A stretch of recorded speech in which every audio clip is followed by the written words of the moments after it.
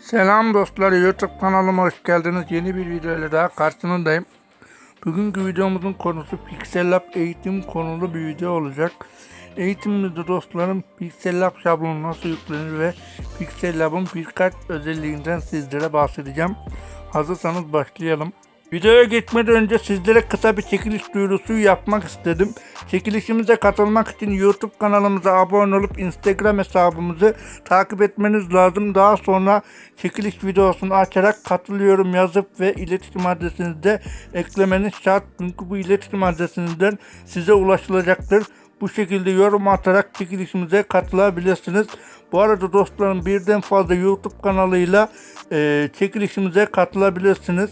Ama Instagram hesabında sadece bir kere takip etseniz yeterlidir.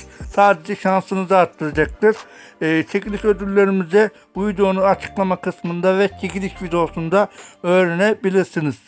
Öncelikle dosyalarımdan Pixellab şablonu nasıl Pixellab'a yüklenir onu göstereceğim. Şimdi ben şuradan bir şablon indirmiştim. Kendi şablonum bu. Daha sonra ben bunu dahil depolamadan cihazın yani ana depolamasına geliyoruz ve buradan Pixellab klasörünü buluyoruz ve preset klasörüne yüklüyoruz. Tamamdır, artık yüklendi. Gördüğünüz gibi dosyalar burada bu tasarımın. Şimdi artık burayı kapatabiliriz ve Pixellab'ı açabiliriz. Şimdi sağ tarafta ve üst kısımda 3 nokta var, ona tıklıyoruz. Buradan aç yani open var, buraya basıyoruz ve gördüğünüz gibi tasarım 21 gördüğünüz gibi sorunsuz bir şekilde gelmiş oluyor. Bu şekildeydi. Gelelim diğer özelliklerine.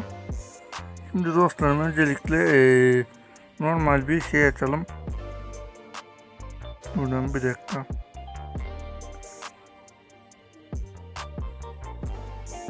Siyah olsun.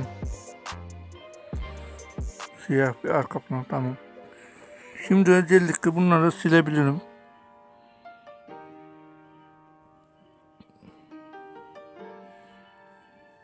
Tamamdır, sildik. Şimdi buraya metin yazalım.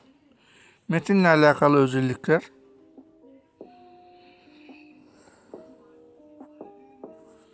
Şöyle yazalım. Şimdi dostlarım bakın. Şu kısımdan var ya metni düzenleyebiliyorsunuz. Mesela isterseniz yazı şeklini düzenleyebiliyorsunuz. İster şöyle olur mesela, bekleyin. Şuraya sallayayım. Random attım. Tamam. İster böyle yapabilirsiniz, ister şöyle yapabilirsiniz, ister de böyle yapabilirsiniz. Yani size kalmış düzenleme. Buradan da bir ayar, bunu da açabilirsiniz, fark etmez. Ben şöyle yapayım, tamam. Daha sonra geliyorum metnime. Şu ayarı da yapabilirsiniz. Bu harfler arasında uzunluk ve kısalığını yapabilirsiniz. Mesela şöyle. Gördüğünüz gibi harfleri açıyor. Küçültebilirim. Yani bunu ne kadar yaparsanız harflerin aralıklı boşluk o kadar oluyor. Ve aynı şekilde böyle yaparsanız daraltma oluyor. Yani size göre yaz tip ayarını ayarlayabilirsiniz. Hani bazı yaz tipleri var, böyle çok dar oluyor. Onları da bu şekilde ya da açabilirsiniz. Eğer bol olum varsa da böyle de daraltabilirsiniz. Neyse, ben bayağı sıfırladım. Bu da aynı işlemi yapıyor ama bu farklı yapıyor. Şimdi bak, buradaki boşluğu açıyor dostlar. Gördüğünüz gibi. Buradaki boşluğu açmaktadır. Yani bu da aynı işlemi yapıyor. Başka ne kaldı buradan? Başka isterseniz de şurada kenarlık verebilirsiniz. Evet, yaz tipinde böyle kenarlık verdiniz.